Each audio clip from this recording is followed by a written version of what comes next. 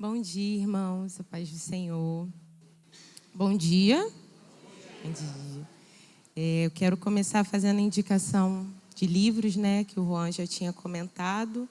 Eu acho que eu me empolguei só um pouco, então desculpa aí pela empolgação, mas quis trazer mais numa temática sobre famílias, porque é algo que eu consumo bastante e temos bastante pais, futuro pais. É bom, então, que tenhamos boas literaturas, né? O primeiro que eu quero indicar é o Família Guiada pela Fé, do Bauckham. Fala muito sobre o discipulado dos filhos, da importância do culto doméstico, a respeito de não terceirizarmos a nossa educação. Então, o Senhor confiou os nossos filhos a nós, não a cultura, não a igreja em si, porque muitas das vezes colocamos a responsabilidade sobre o pastor, sobre a escola bíblica ou sobre o ministério infantil. E a responsabilidade de instruir os nossos filhos é completamente nossa.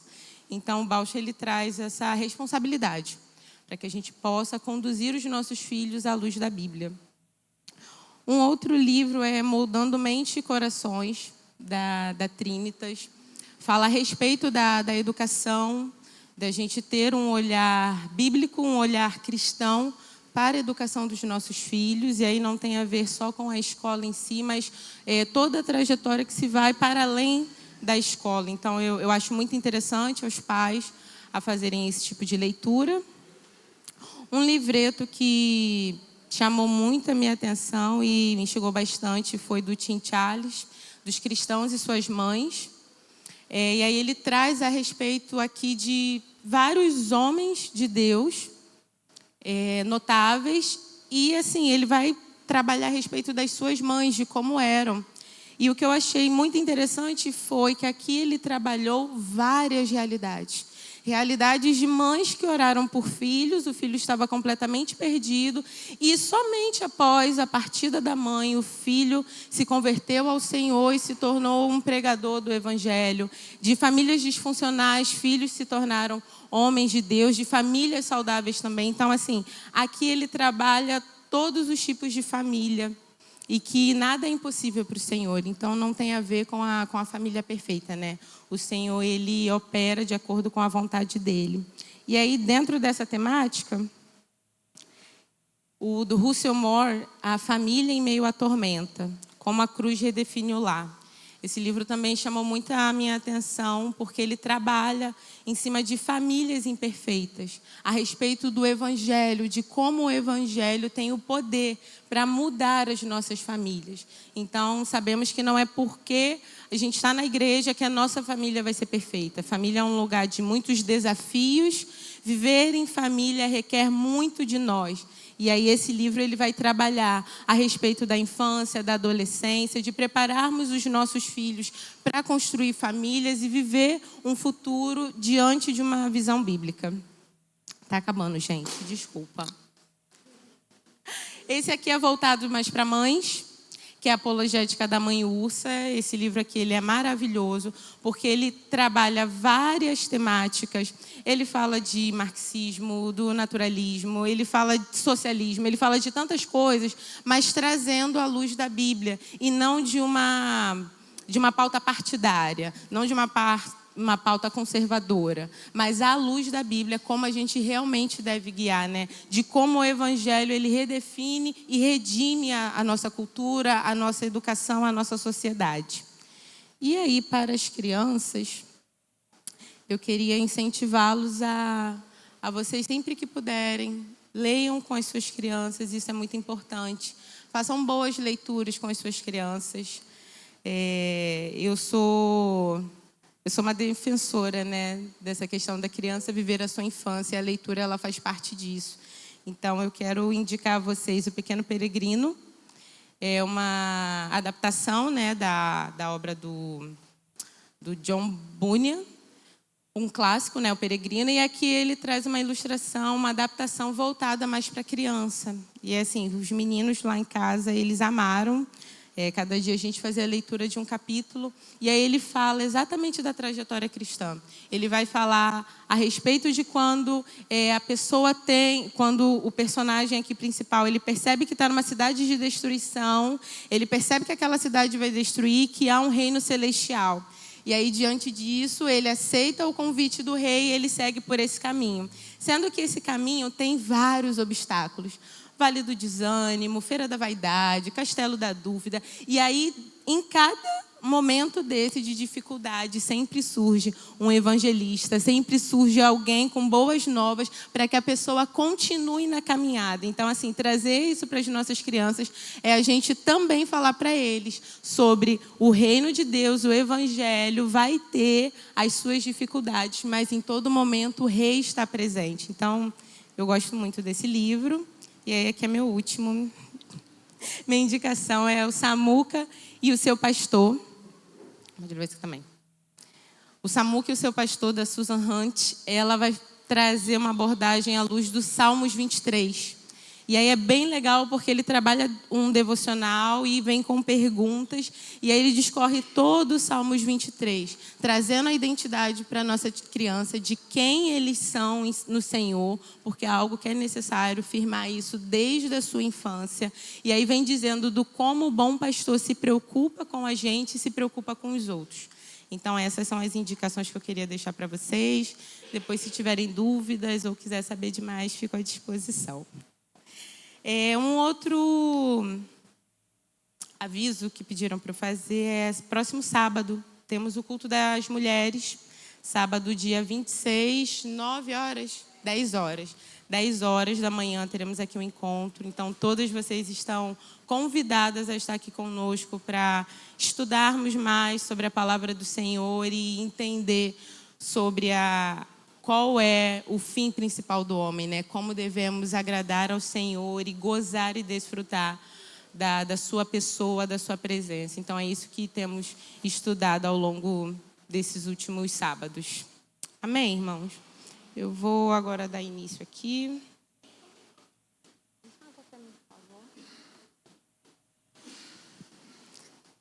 Aos irmãos que não me conhecem, me chamo Amanda, sou casada com o Marcos.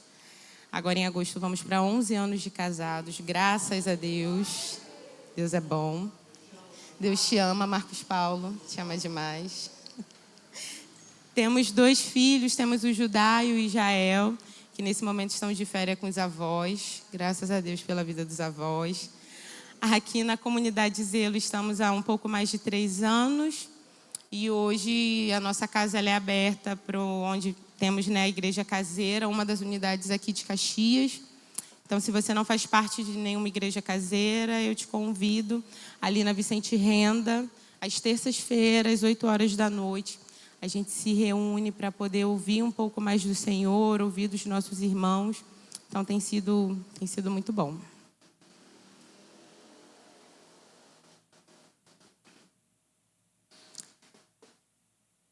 Como o Daniel falou, já tem aí pelo menos uns 6 domingos, mais ou menos, que estamos dentro de uma série, o Sermão do Monte, o Sermão da Montanha, como muitos conhecem. E aí eu quero trazer só um resumo do que já foi falado até aqui, para a gente poder dar continuidade, né?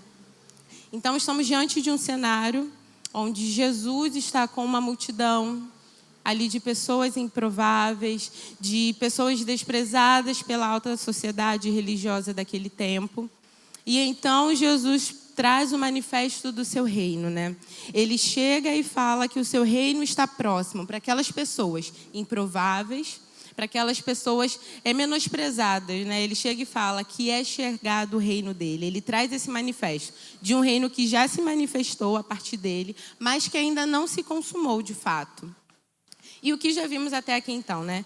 Jesus, ele anuncia a boa-vinda do reino de Deus, que chegou a essas pessoas, quando ele começa a falar sobre as bem-aventuranças, né? A boa vida do seu reino.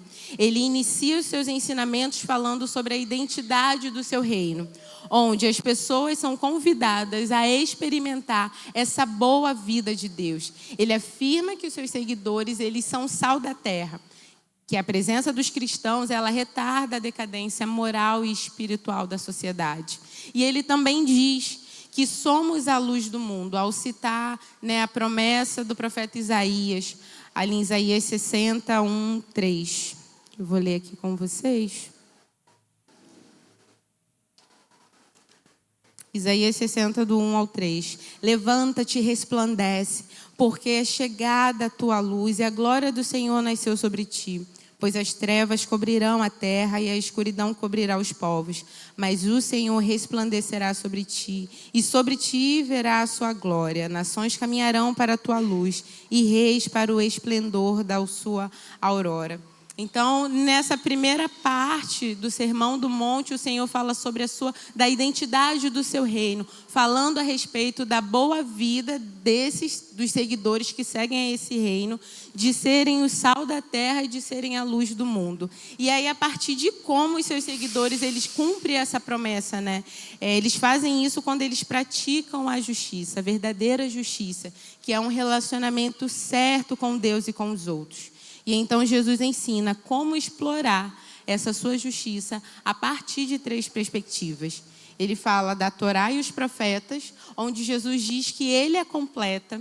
Ele traz 6 ensinamentos, 6 estudos básicos a partir disso, que a gente chegou a ver aqui quando se fala da ira, quando se fala da vingança, quando se fala do divórcio, do adultério, do juramento e sobre amar o inimigo. Então, ele revela como a sua justiça completa a Torá, né, a partir desses estudos de caso. E então ele finaliza o capítulo 5, convidando os seus seguidores a serem perfeitos, a serem completos e a serem maduros. Porque quando a gente desfruta das boas vidas que esse reino nos traz, a partir do momento que somos o sal da terra, que somos a luz do mundo, né, a gente pratica essa justiça maior. E então Jesus afirma que viver os seus ensinamentos completa a Torá e os profetas, porque ele não veio para substituir, ele veio para completar. E ele remete ao início da sua perspectiva sobre uma visão de justiça maior. Aí eu quero que vocês abram já em Mateus 5, que é essa parte do Sermão do Monte, vai estar entre os capítulos 5 a 7.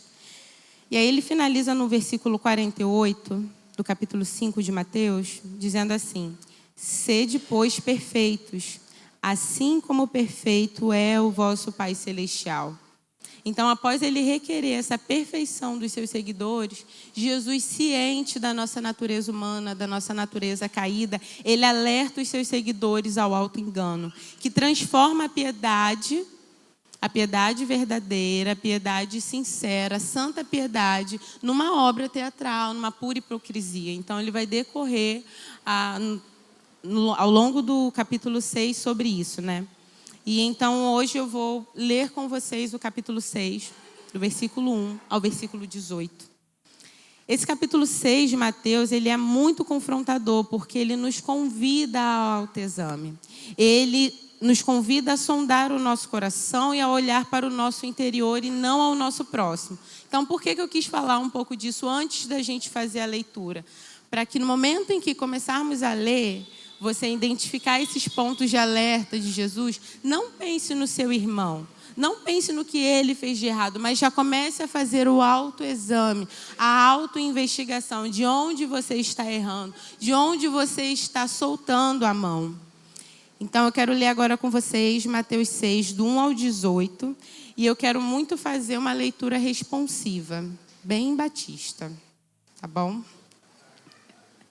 Então, eu vou começar e aí vocês vão dando continuidade. Para quem não sabe ou não lembra, a leitura é responsiva. Eu vou ler o capítulo 1, vocês o 2, eu o 3 e assim por diante. Versículos. Isso, gente. Vamos lá. Cuidado para não praticardes boas obras diante dos homens, a fim de serdes vistos por eles. Do contrário, não tereis recompensa do vosso Pai que está no céu.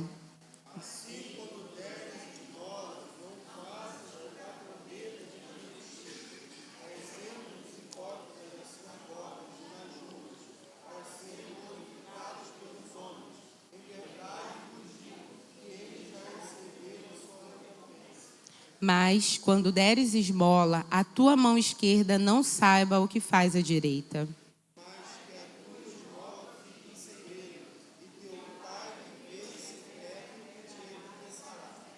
E quando orardes, não sejais como os hipócritas, pois gostam de orar em pé nas sinagogas e nas esquinas das ruas, para serem vistos pelos homens.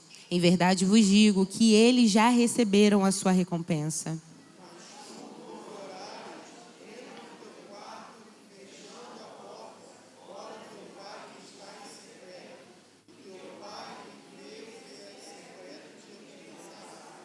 E quando orares, não useis de repetições inúteis, a exemplo dos gentios, pois eles pensam que serão ouvidos pelo muito falar.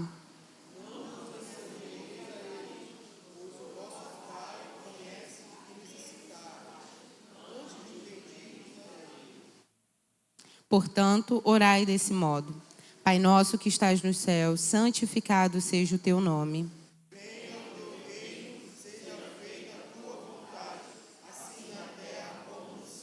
O pão nosso de cada dia nos dá hoje.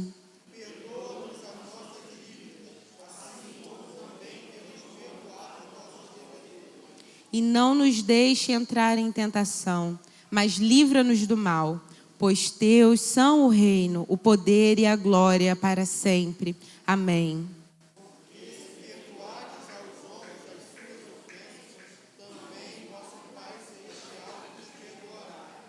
Se, porém, não perdoardes aos homens, tampouco vosso Pai perdoará vossas ofensas.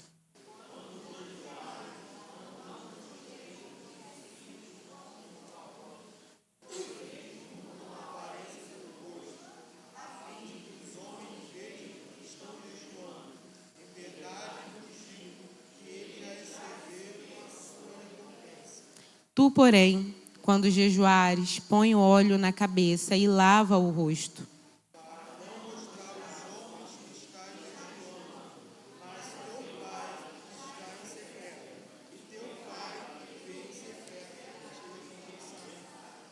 Amém. Vamos orar mais um pouquinho?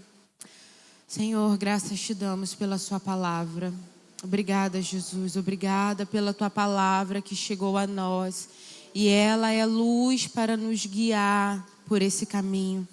Graças te damos, Jesus. Há poder em seu nome, há poder na sua palavra, há poder na sua revelação, Jesus.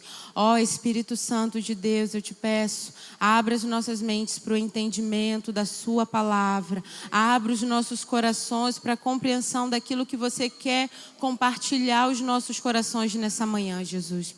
Há poder em seu nome, há poder no nome de Jesus. Eu peço que as nossas mentes estejam cativas a ti, Senhor. Ouvidos sensíveis à tua voz, Espírito Santo. Nós honramos a tua santa presença, Jesus. Obrigada pela sua palavra que é tão viva em nosso meio. Amém. Amém, irmãos. O capítulo 6 de Mateus, ele é bem profundo. Ele é um tanto doloroso, porque ele faz a gente voltar os olhos para si. Olhar para o que estamos fazendo, por aquilo que nos motiva. A partir de que estamos fazendo as coisas, né? Então, Jesus, depois de falar da identidade do seu reino, ele começa a falar de uma justiça maior e ele fala das práticas dessa justiça. Sendo que tais práticas, se a gente não tiver com o coração posicionado, ela vai nos levar ao engano. Ela vai nos levar à perdição. Então, Jesus, ele traz esse alerta. Quando ele começa ali no versículo 1 do capítulo 6, falando para... Cuidado para não praticardes boas obras diante dos homens, a fim de ser desvisto por eles. Ou seja, Jesus, ele espera de nós a prática de tais obras, sendo que ele diz que devemos ter cuidado quando a gente for praticar, porque o que a gente vai estar buscando? A partir daquilo que eu busco, eu estou procurando algo. Se eu procuro fazer algum tipo de serviço, eu busco um fim, eu busco uma recompensa. E então Jesus, ele já traz esse alerta para nós. Então, ele fala sobre a gente olhar e sondar o nosso coração. Por isso que o capítulo 6 ele é tão confrontador, porque ele nos convida a esse tal exame. E nós, como cristãos, devemos ansiar por esse conhecimento, conhecer bem a nós mesmos, conhecer as nossas intenções, as nossas emoções, saber quando estamos sendo inclinados puramente por emoções, puramente pelo que os outros estão falando, por necessidades de aparência. Acreditamos também nos conhecer tão bem que somos até iludidos ao verbalizar adjetivos ou características ao nosso respeito. Mas a verdade é que muitas das vezes fugimos desse autoexame. Muitas das vezes nós não queremos aceitar o fato de que somos orgulhosos, de que somos egoístas, de que não amamos o próximo. Então a gente se traveste de moralidade, uma falsa moralidade, e acreditamos ser cristãos verdadeiros, né? E aí o capítulo 6 de Mateus vem justamente contra isso. Jesus vem para condenar essas coisas, né? Então por isso que ele fala muito a meu respeito e a seu respeito. A verdade é que fugimos desse autoexame porque conhecer a si mesmo é altamente doloroso. Quem já fez aqui terapia sabe o quanto é difícil. Quando você começa a falar as coisas, você começa a colocar para fora aquilo que você está sentindo, aquilo que você enxerga, e aí o profissional vem e coloca o outro lado. Mas e você? Assim, assim, assado. Aí, olha, eu não estou aqui para falar de mim. Eu estou bem, eu vim aqui para falar da fulana. Foi ela que errou, foi ela que isso, ela que outra. Aí a terapeuta chega e fala, não, então, eu quero falar sobre você. Aí eu chego e falo, eu sou o alecrim dourado, eu sou perfeita. Sendo que não é isso. Quando ela chega e fala, olha, você tem problema com isso, você tem dificuldade com isso, aquilo outro, logo a minha bola ela começa a murchar e o meu castelinho de areia ele acaba por se desmontar. Então, conhecer a si próprio é algo muito doloroso, mas Jesus nos convida a nos conhecermos para a gente não cair nessas ciladas e nesse engano. E a maior mentira que podemos acreditar é que quando nos convertemos, tudo vai se tornar um mar de rosas. Todas as dificuldades, elas vão cessar. Jesus, ele vai me livrar de todo mal. Jesus vai me livrar do pecado. Jesus vai restaurar minha vida, minha casa. Ele vai fazer tantas coisas e eu vou viver só a bonança da terra prometida. E, na verdade, não é esse mar de rosas que acontece, né? Lucas capítulo 9, 23 e 24, Jesus diz algo a respeito de quem aceita o convite de caminhar com ele. Lucas 9, 23 e 24.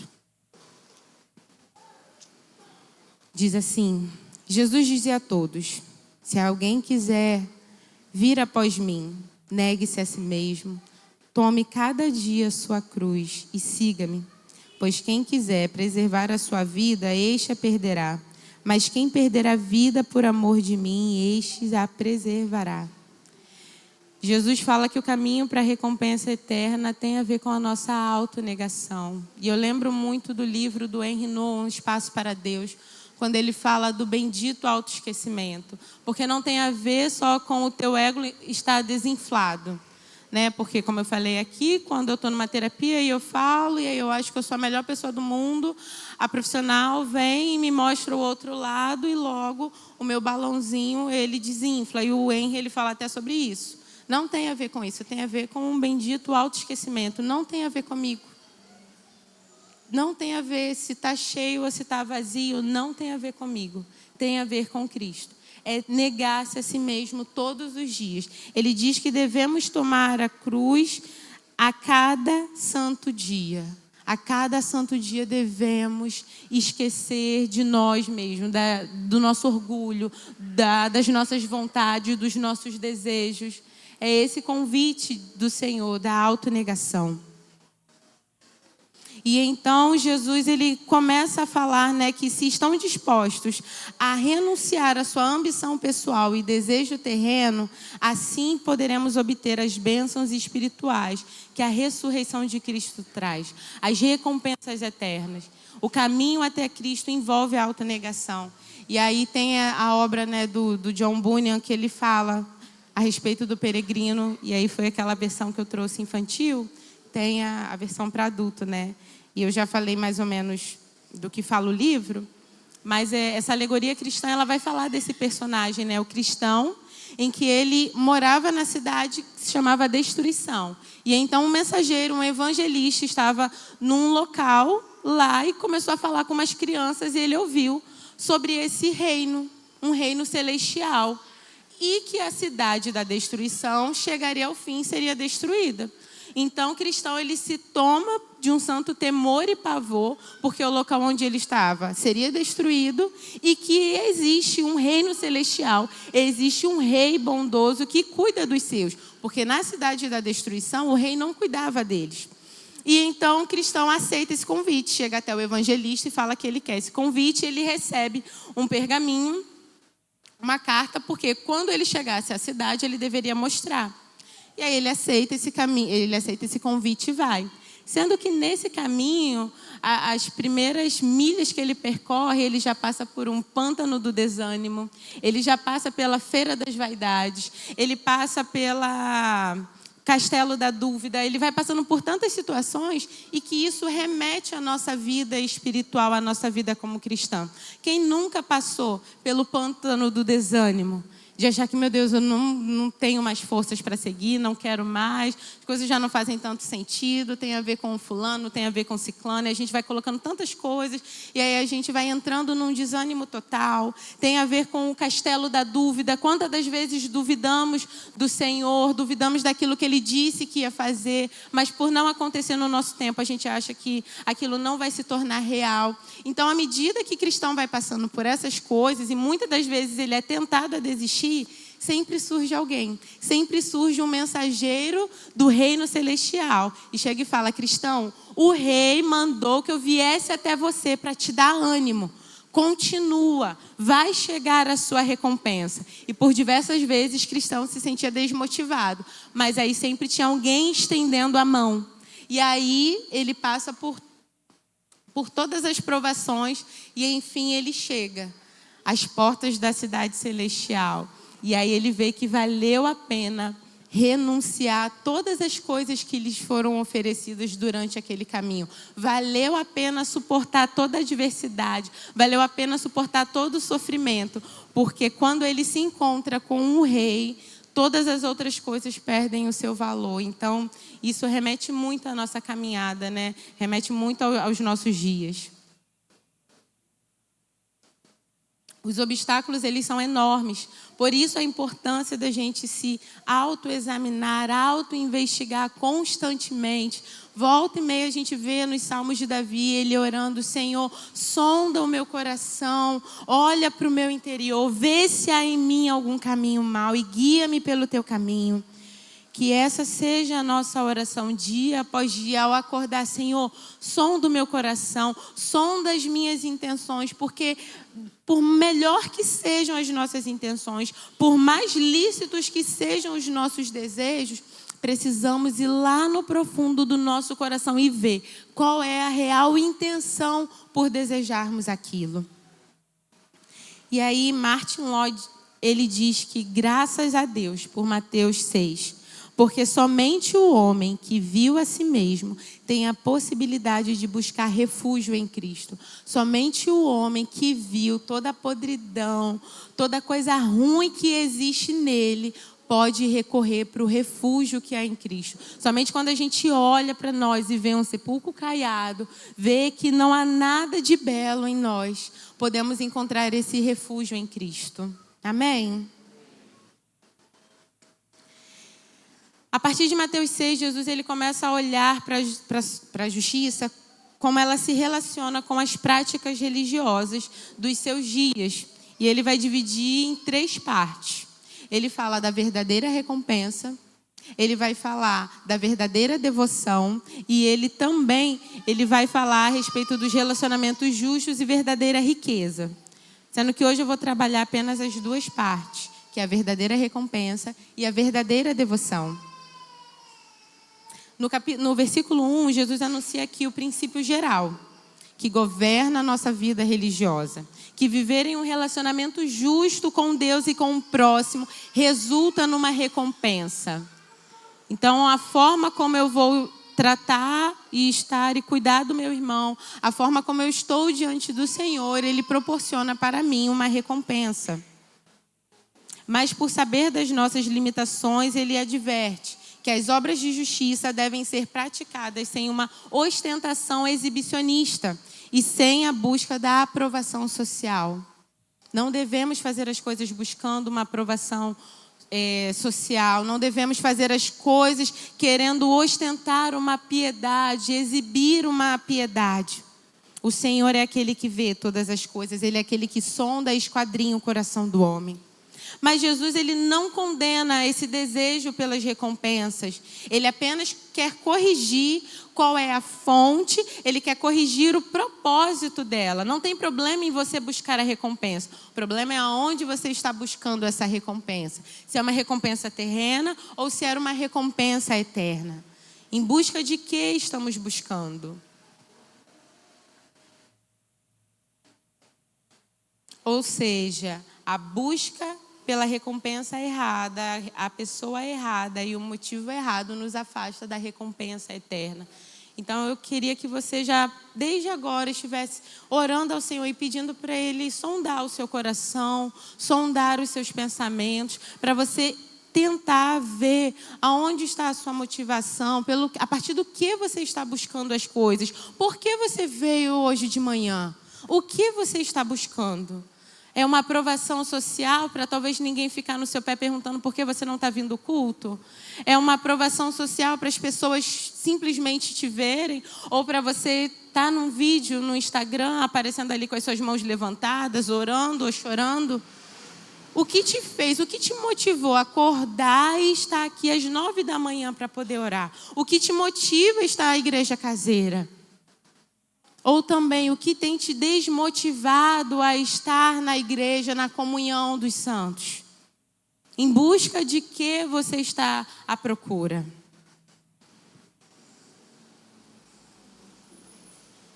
Essa palavra ela é um tanto reflexiva, né? Então vai dando aquele peso, porque você precisa se autoexaminar, e isso é muito doloroso e isso é muito difícil. Hoje a nossa geração ela está completamente marcada por uma busca de recompensas terrenas. Com os jovens a gente falou bastante, né, a respeito da cosmovisão do self, da nossa identidade, de como está o quadro da sociedade hoje. E é tão triste ver pessoas em busca de recompensas terrenas, em busca de recompensas vazias, que tem que performar a todo instante. E é muito difícil essa vida de você ter que performar. O Tim Keller, no livro Falsos Deuses, ele traz um exemplo sobre isso a respeito da cantora Madonna. E aí ele fala que assim, ela vai trabalhando e vai performando até ela chegar ao sucesso. Então, vai trabalhando em cima daquela música, vai trabalhando e fazendo inúmeras coisas, até que ela chega e estoura. Ali traz uma música e pronto, todo mundo fala dela, está todo mundo tocando em todas as rádios a música dela e aconteceu. Sendo que aí no outro dia ela volta a estaca zero, porque ela precisa trabalhar para ela permanecer no sucesso. Porque é isso, hoje você está lá em cima. Amanhã uma outra pessoa pode lançar uma música ou qualquer outra coisa e simplesmente as pessoas esquecerem de você. Hoje está tudo muito volúvel, né? Como falam dessa sociedade líquida, as pessoas não estão mais segurando as coisas, tudo acaba se esvaindo. As pessoas buscam por uma recompensa terrena, por aplausos vazios, tendo que performar dia após dia. É cansativo você ter que ficar criando e idealizando conteúdos. E aí, quando chega a noite, na hora de repousar a sua cabeça, a pessoa fica pensando: o que mais eu tenho que fazer amanhã para eu continuar? O que mais eu preciso fazer amanhã para eu continuar em evidência e as pessoas me verem? As pessoas acabam oferecendo tudo e além, oferecendo aquilo que ela não tem. Chega uma hora que o corpo não aguenta. Chega uma hora que não dá mais para você sustentar aquele personagem. Não tem como, não há condições para isso. E esse esforço diário para ser alguém diante dos homens tem deixado esse rastro de cansaço, de ansiedade, vazio. Cada vez mais jovens e adolescentes estão ansiosos, se sentindo vazios em busca de um propósito, em busca de alguma coisa, e eles não encontram. Ficam correndo atrás do vento, buscando uma promoção, buscando um status, buscando um local numa sociedade em que hoje, se você tem algo para oferecer, tá tudo bem, você está aqui no nosso meio. Mas a partir do momento em que você não tiver mais nada a oferecer, você é facilmente excluído. Hoje as pessoas estão sendo facilmente canceladas. Ela leva tanto tempo para construir algo, e aí por uma pequena palavra, uma palavra errada, numa hora errada, e simplesmente acabam com tudo que a pessoa construiu. E aí a pessoa se vê no desespero, num vazio, não sabe o propósito, não sabe quem ela é. E aí, em busca da aprovação, é aquilo. Uma resposta de 15 segundos tem definido a vida de muitas pessoas. Ela toma aquilo por verdade. E aí depois não consegue se sustentar. Que o Senhor alcance os nossos corações e nos livre de sermos pessoas vazias, pessoas que buscam por recompensas eternas. É literalmente você correr atrás do vento, correr atrás do nada, de algo que você não consegue tatear. O ser humano se tornou um peregrino moderno, vagando em busca da validação, preso a uma porção limitada e frágil, a opinião alheia. Jesus nos chama para algo maior. Ele nos chama para viver de recompensas eternas, recompensas que não terão fim, recompensas que não irá nos frustrar. Em Apocalipse 2:7 ele diz: o vencedor herdará todas as coisas. Eu serei o seu Deus e ele será meu filho. Essa é a recompensa eterna. Ser conhecido por Deus e conhecê-lo. E isso é o que nos dá maior valor. E isso é o que devemos perseguir todos os dias. Conhecer o Senhor e ser conhecido dele. Ouvir de Jesus: vinde benditos de meu Pai. É por isso que eu estou correndo, é nisso que eu estou buscando.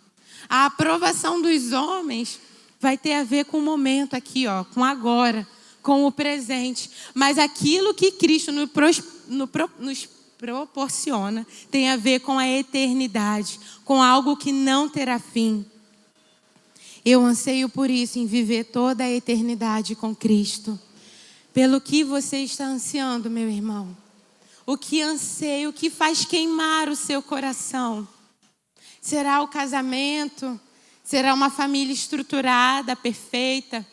Será um emprego com bom dinheiro? Será uma vida de viagens? Será uma vida de prestígio? Será um perfil com tantos seguidores? O que realmente anseia o seu coração? O que realmente anseia, o que busca o nosso coração? Que ele possa se converter ao Senhor e buscar somente a Ele. Viver para agradar o Senhor nos conduz a esse reino eterno, onde conheceremos a Ele, seremos plenamente conhecidos e habitaremos para sempre com Cristo, na sua física presença. Cristo estará em nosso meio. Deus irá tabernacular no meio do seu povo. Essa é a nossa verdadeira recompensa. É por isso que estamos correndo e não vamos desistir. Viveremos com Cristo por toda a eternidade. Então, o versículo 1 do capítulo 6, Jesus atenta sobre isso. As nossas performances vazias, em busca de recompensas terrenas. Ele cria esse alerta para que, quando praticar de boas obras diante dos homens, a fim de ser vistos por eles, teremos uma recompensa terrena e não a recompensa do vosso Pai que está nos céus. E aí, a partir do versículo 2 ao 18, Jesus ele vai mostrar como devemos analisar a nossa vida religiosa a partir de 3 segmentos. A maneira como eu dou esmola, como eu sou generosa, a maneira como a minha vida de oração e contato com Deus influencia e a maneira pelo qual eu mortifico a minha carne. Então tem a ver com generosidade, tem a ver com oração e tem a ver com jejum, que foi o que a gente falou nos versículos seguintes. Sobre esmolas, Jesus diz, né? Assim, quando deres esmolas, não faças tocar a trombeta diante de ti, a exemplo dos hipócritas nas sinagogas e nas ruas, para serem glorificados pelos homens. Em verdade vos digo que eles já receberam a sua recompensa. Aqui, quando Jesus traz o termo, né, a palavra sobre hipócritas, ele está falando porque originalmente a palavra hipócrita tem a ver com ator, pessoa que encena. Os atores de antigamente eram chamados assim. Eles estavam encenando algo. Aquilo não definia quem eles eram. Eles estavam interpretando um personagem. Então Jesus alerta para que quando você for dar a sua esmola, ser generoso, não atue no que você está fazendo. Porque um ator, ao final do seu serviço, ao final da sua obra teatral, o que ele ganha? Os aplausos da plateia. E apenas isso. Então Jesus diz que quem age dessa forma, no final ele já recebeu a sua recompensa. Ele recebeu os aplausos, ele recebeu o tapinha nas costas, ele recebeu talvez o convite de almoçar na casa daquele irmão e pronto, acabou. No outro dia ele vai precisar ter uma palavra melhor, ele vai precisar ter uma oferta maior para ele poder continuar em visibilidade. Porque se hoje ele deu tal valor, amanhã ele não pode continuar, porque vai chegar alguém e vai fazer diferente.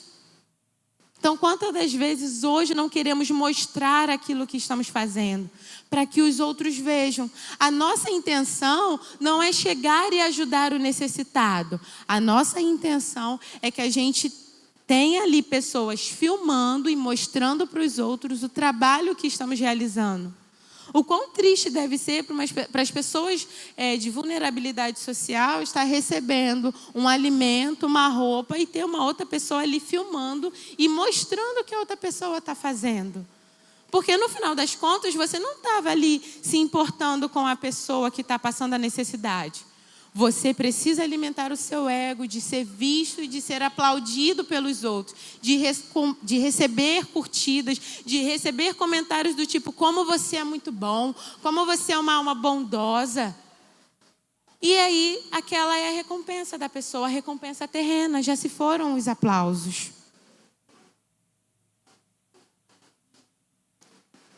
Esse prestígio, ele é temporário.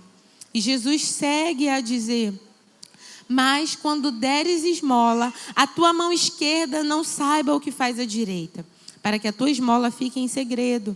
E teu pai, que vê o que é secreto, ele recompensará.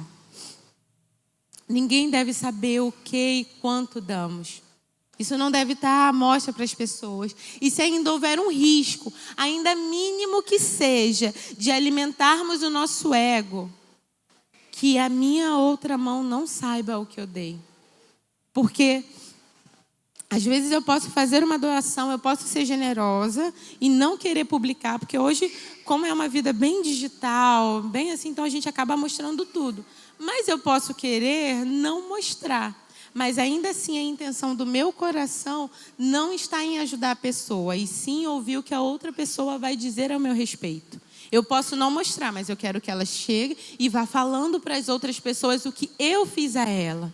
Então ali eu também já recebi a minha recompensa. A recompensa vazia e temporária. Que ninguém saiba, exceto Deus.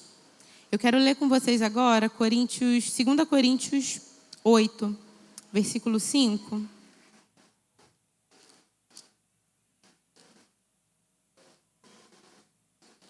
Romanos, 2 Coríntios 8, versículo 5.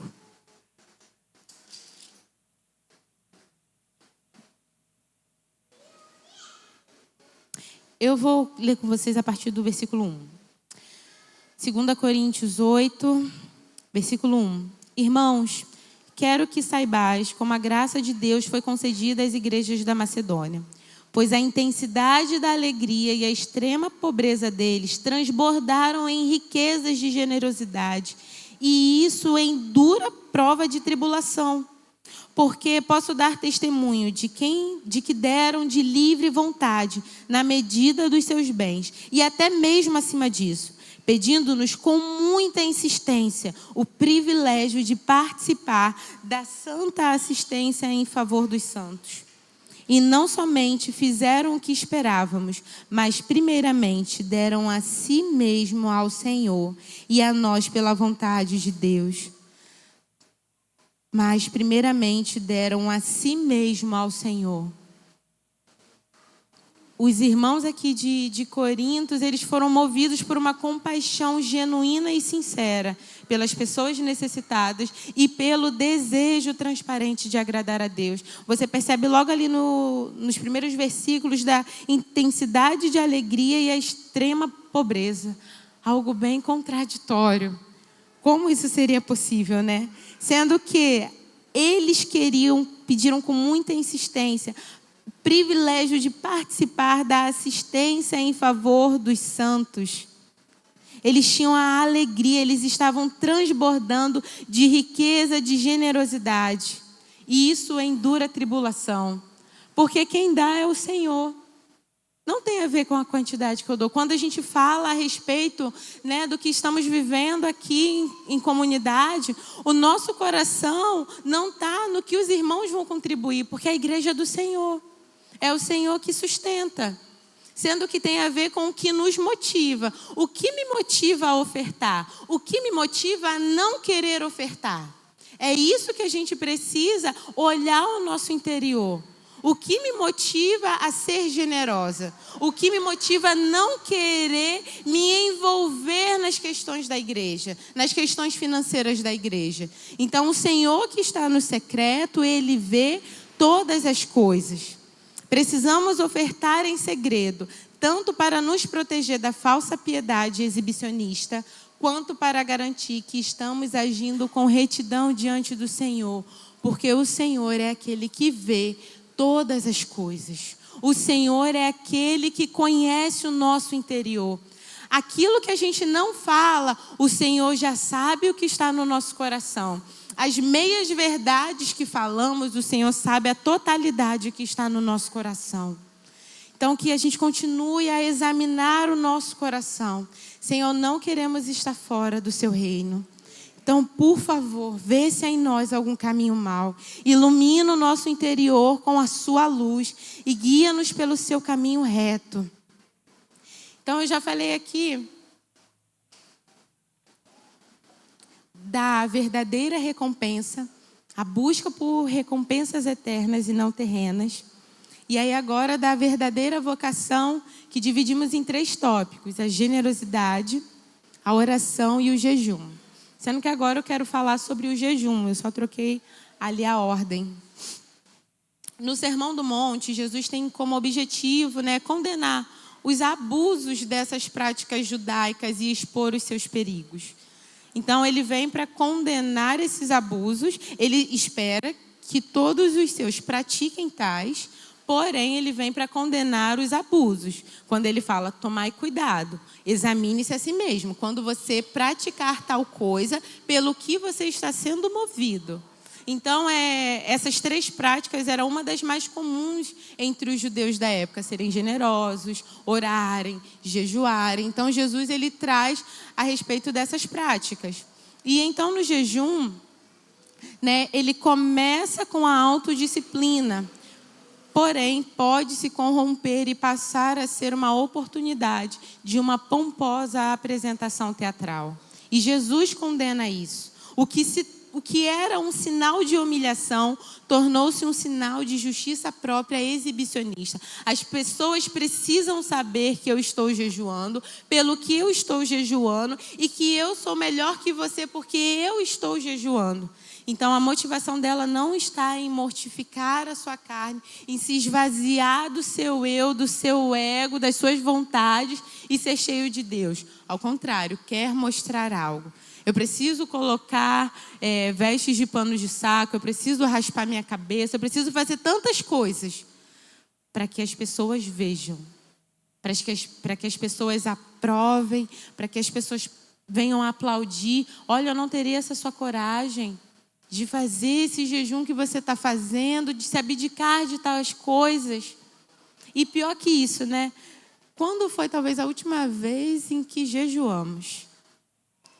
Quando foi que a gente parou para poder mortificar a nossa carne? Hoje talvez essa prática do jejum se tornou algo tão passado. E o jejum nos convida a mortificar a nossa carne, é um sinal de humilhação. Sendo que aqui Jesus ele não condena a questão de você jejuar, ele não recrimina a tua doação nem o seu jejum, mas ele espera que os seus seguidores a façam de uma forma justa, de uma forma reta, diante do Senhor. É assim que praticamos uma verdadeira justiça, fazendo o que é certo para o Senhor. Não tem a ver em eu querer me exibir e mostrar ao próximo. Vocês estão conseguindo me acompanhar até aqui, irmãos? Amém. Eu avisei no início que ia ser um pouco difícil, né? É profundo e doloroso. Mas o Senhor está conosco e graças a Deus por isso. Infelizmente, fazemos coisas semelhantes hoje, né? Assim como os hipócritas na época de Jesus, estamos tentando a todo custo ganhar a fama de piedoso. E por isso Cristo nos orienta a agir de forma normal quando jejuamos, que ninguém saiba a não ser Deus. Nenhum ato voluntário de disciplina espiritual deve ser usado para a autopromoção. Nenhuma prática de disciplina espiritual deve ser um meio, um degrau para eu me autopromover. Do contrário, qualquer valor que ele possa ter se torna inútil. Porque o Senhor é aquele que vê o coração. O Senhor é aquele que sabe as intenções do coração. De fato, Mateus 6, do 1 ao 18, ele é desafiador, porque ele nos lembra da nossa natureza caída e de que não há nada de bom em nós. Não há nada de bom que possa vir de mim. Por isso até o Daniel brincou que quando chama alguém aqui, aí vocês dão uhul, coisa assim, a gente fica, Deus, não vem nada de bom de mim, não. Não tem como. Não tem como vir nada de bom. Porque quem faz é o Senhor. Constantemente, tudo que fazemos na presença do Senhor. E não há nada que Ele não veja. E apenas isso deveria nos constranger e nos envolver de temor. O Senhor é aquele que vê as nossas práticas em casa. O Senhor é aquele que vê as nossas práticas no trabalho, na escola, na igreja, com os irmãos, sem os irmãos. O Senhor é aquele que vê todas as práticas, tudo aquilo que nos move. A respeito de situações, podemos trazer meias verdades, mas o Senhor sabe a totalidade, Ele sabe de verdade o que aconteceu e o que te motivou a fazer tal coisa. O Senhor é aquele que vê o nosso interior. Quero ler com vocês Hebreus 4:13 e depois Jeremias 17:10. Hebreus 4:13. E não há criatura alguma encoberta diante dele. Antes todas as coisas estão descobertas e expostas aos olhos daquele a quem deveremos prestar contas. Isso deve nos gerar um santo temor, porque nós prestaremos conta de todas as coisas que a gente fez. E a gente vai prestar contas para aquele que tudo sabe, para aquele que tudo vê. Diante dele a gente não consegue dizer meias verdades. Diante dele a gente não consegue mentir. Ele é a verdade. E diante dele nós estaremos. E isso deve nos trazer uma profunda devoção e temor a ele. Porque ele vê todas as coisas. Em Jeremias 17:10 diz assim: Eu, o Senhor, examino a mente e provo o coração para retribuir a cada um os seus caminhos e segundo o fruto das suas ações. O Senhor nos vê. O Senhor te vê, meu irmão. O Senhor vê as intenções do nosso coração. Então, quando Ele fala da prática do jejum, Ele não vem para dizer que ele não aprova, coisa do tipo, mas ele espera que os seus discípulos e os seus seguidores a pratiquem, mas que pratiquem com o coração reto, fazendo tão somente para o Senhor. Amém? E aí eu entro aqui no último tópico, que é a respeito da oração. Eu não vou falar aqui com vocês e discorrer a oração do Pai Nosso, porque o que eu quero passar hoje aqui para vocês é justamente a questão de recompensas eternas e recompensas terrenas. Seja nas nossas práticas religiosas, seja naquilo que fazemos, estamos em busca de quê? Então, por isso que eu não vou entrar tanto no quesito da oração do Pai Nosso, porque ali é um modelo que Jesus traz, uma oração modelo, onde ele vai abranger tanto a nossa questão física quanto a questão espiritual. Então, se torna uma oração completa. E aí, a partir disso da oração, Jesus diz: e quando orardes, não sejais como os hipócritas, pois gostam de orar em pé nas sinagogas e nas esquinas das ruas, para serem vistos pelos homens. Mas em verdade vos digo que eles receberam sua recompensa. Mas tu, quando orares, entra no teu quarto e, fechando a porta, ora ao teu Pai que está em secreto. E o teu Pai que o vê, e teu Pai que vê o que é secreto, te recompensará. A encenação das esmolas, do jejum, agora dá lugar à encenação da oração. Antigamente, para orar nas sinagogas, as orações nas sinagogas, elas eram feitas por homens, membros da congregação. E então eles ficavam em pé diante da arca, e ali eles cumpriam tal responsabilidade de orar ao Senhor. Sendo que é muito tentador a pessoa estar à frente. É muito tentadora essa posição. A posição de você falar, de você performar, de fazer uma bela oração, uma oração com uma entonação que envolva a emoção da pessoa. Hoje, quando você para ver um pouco da neurociência, você sabe como você pode trabalhar com as emoções humanas. Então, tal tonalidade da sua voz, tal entonação, você pode trabalhar de uma forma, tal tipo de música, você pode despertar na pessoa um sentimento, né? A questão de estímulos e resposta. Então, você lança os estímulos para receber as respostas certas. Então, diante de tudo isso, se torna muito tentador essa posição, a posição das pessoas que oravam na sinagoga. Imagina a reputação, a mulher falar: hoje é meu marido quem vai orar. Os filhos falar: hoje é meu pai que vai orar. E o tapinha nas costas que você recebe. É muito tentadora essa posição. A pessoa se inclina a fazer uma oração mais fervorosa, uma leitura mais robusta. Ela pretende ter uma presença mais notável, uma performance de maior visibilidade. Essa maneira dúbia de transparecer a piedade nas esmolas, no jejum e na oração era muito gratificante. Mas sua recompensa era vazia e logo a pessoa deveria atuar cada vez mais e melhor para ela continuar a chamar a atenção. Ela precisava orar mais para ser convidada, para as pessoas chamarem mais.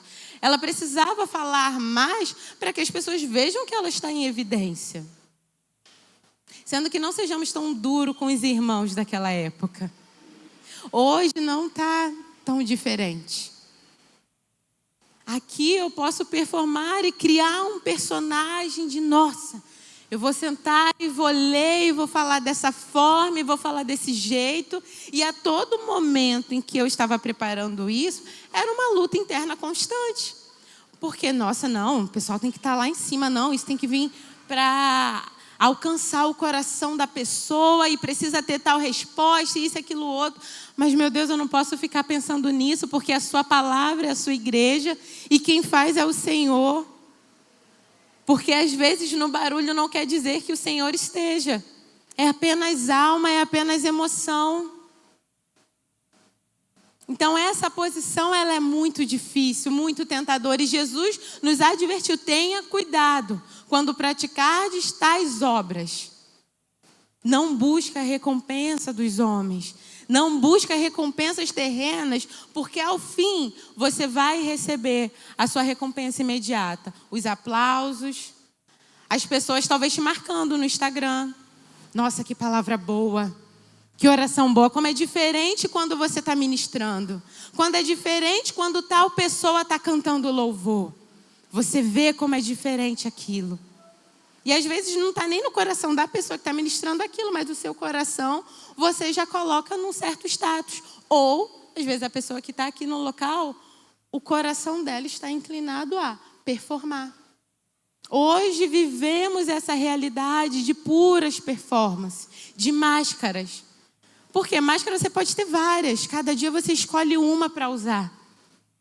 E aí você não mostra o seu verdadeiro eu, aquilo que de fato você é. Tá bom, você não precisa usar máscara, você pode usar os filtros. Eu usei bastante no início da maternidade. Eram bastante olheira e não dava tempo de se maquiar. Então o filtro vem e te ajuda a mostrar como não está a realidade. A colocar, sabe aquele vídeo que você coloca uma música bem bonita e que na verdade ele está bem caótico? Muitas das vezes isso acontece com a gente. Não só com os irmãos daquela época. Que possamos olhar para o nosso interior e ver pelo que estamos sendo movidos, quem queremos chamar a atenção. A quem queremos chamar a atenção quando levantamos as nossas mãos, quando damos um grito, quando damos um pulo. A quem queremos chamar a atenção? A gente quer chamar os irmãos para irem mais alto? A gente quer chamar a atenção para a gente? Ou o que importa é Cristo?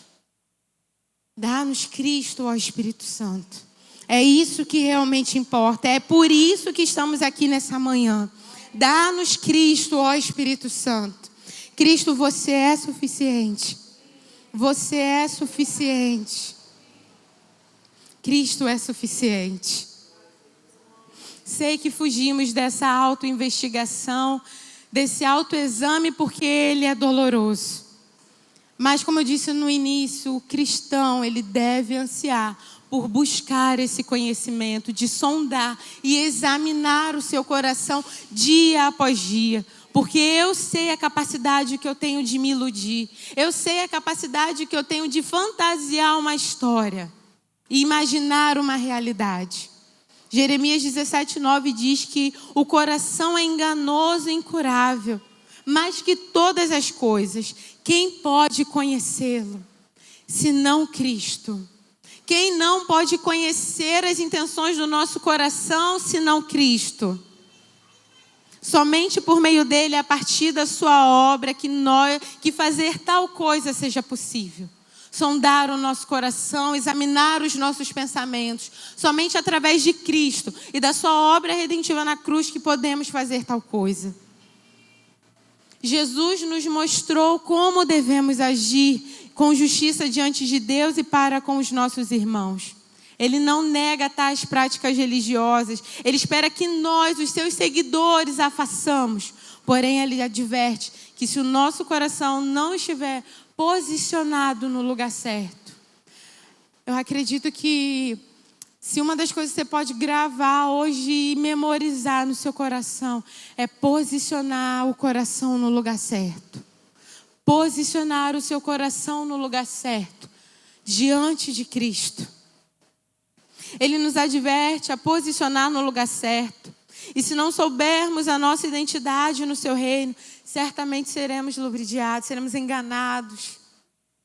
Ele fala que devemos ser sal da terra, luz do mundo. Ele diz lá nas boas aventuranças que os humildes, que os pobres de espíritos, deles é o reino dos céus, que os que choram serão consolados, os humildes herdarão a terra, os que têm fome e sede de justiça serão saciados.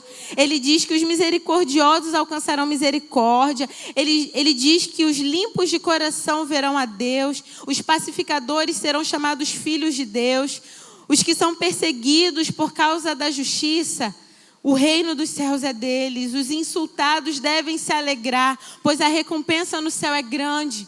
Então, quando reconhecemos a nossa identidade no reino de Deus, as práticas de justiça, a justiça maior, deve ser a forma como eu estou com Deus, a maneira como eu lido com Deus e como eu vou lidar com o próximo. Então, Jesus, quando ele traz essas práticas a respeito de oração, a respeito de esmola, a respeito de jejum, ele traz um cenário do que estamos buscando, para onde estamos indo. O que estamos procurando nessa terra enquanto peregrinos?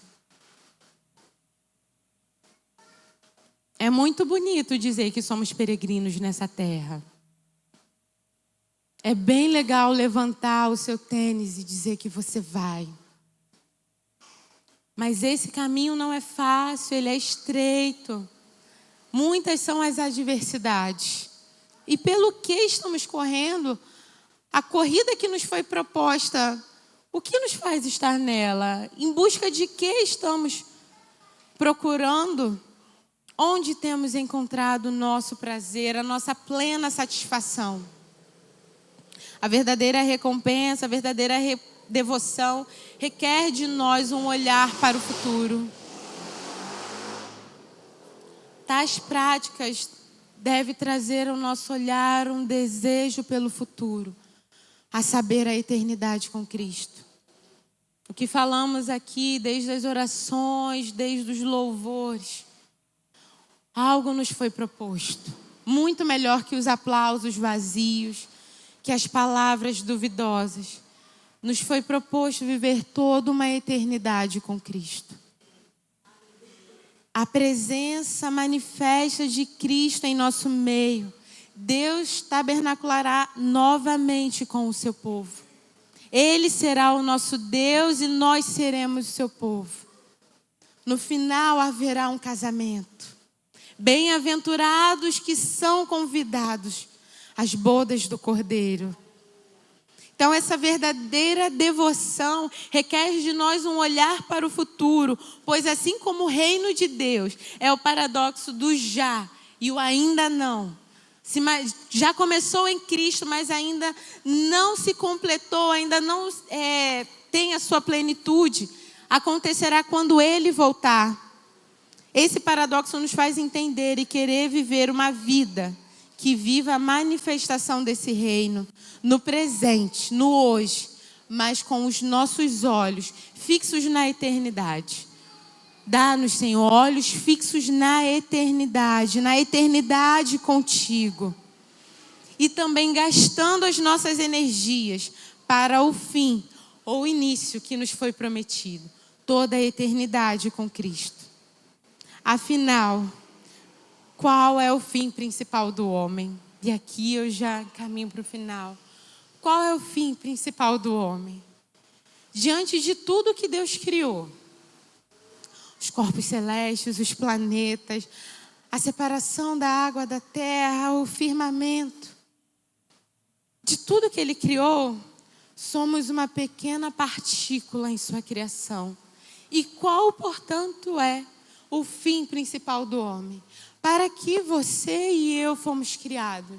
Senão para glorificar a Deus e gozá-lo para sempre, para todo sempre. Esse é o fim principal do homem. Glorificar a Deus em todas as coisas, em todas as práticas, na busca pela recompensa, na verdadeira devoção. Deus deve ser glorificado. E Ele nos convida a gozar da sua presença, porque na presença dEle há plenitude de alegria, há delícias perpétuas. Isso nos foi proposto. A caminhada é difícil, vem o desânimo, vem a dúvida, vem a vaidade. Tantas coisas acontecem que nos faz perguntar: vale a pena mesmo? Vale a pena mesmo eu permanecer? Vale a pena suportar todo esse sofrimento? À custa de quê? À custa de que vale a pena padecer? Estar com Cristo na eternidade. Estar com Ele. Eu quero finalizar lendo 2 Timóteo 4, versículo 8.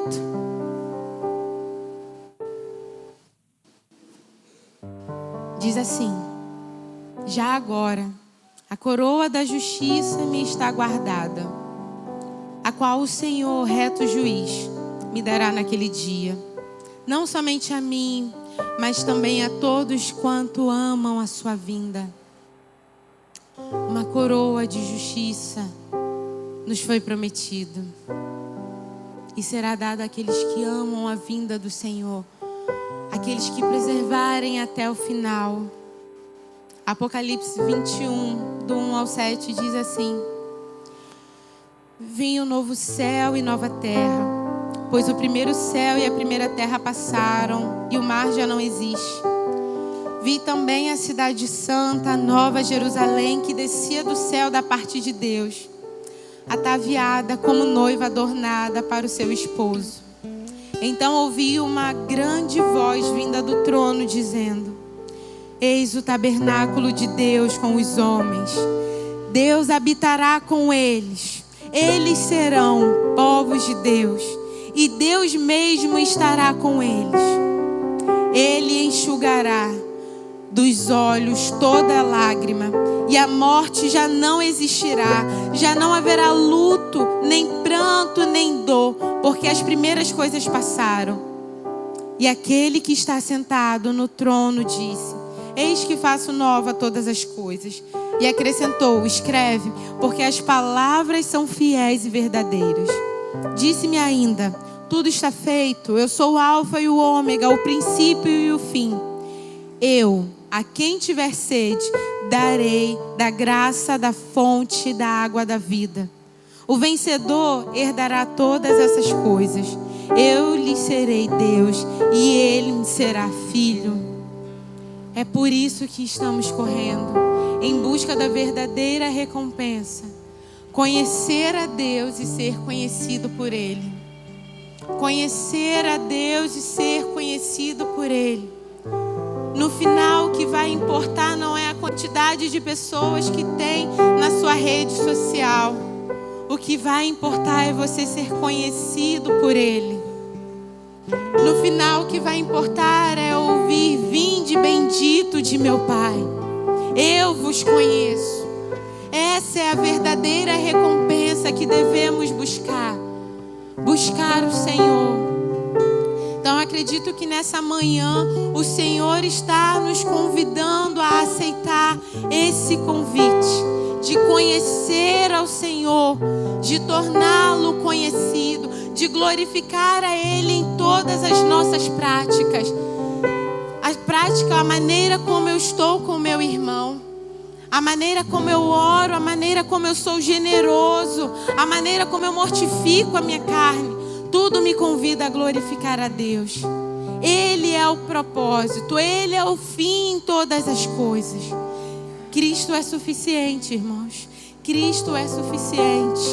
Cristo é suficiente. Cristo é suficiente. Ele virá para dar fim a todas essas coisas, a choro, a luto, a pranto, a dúvida. Vale viver toda a eternidade com Cristo. O que você está buscando, o que eu estou buscando. Que possamos buscar ao Senhor. Que possamos buscar ao Senhor.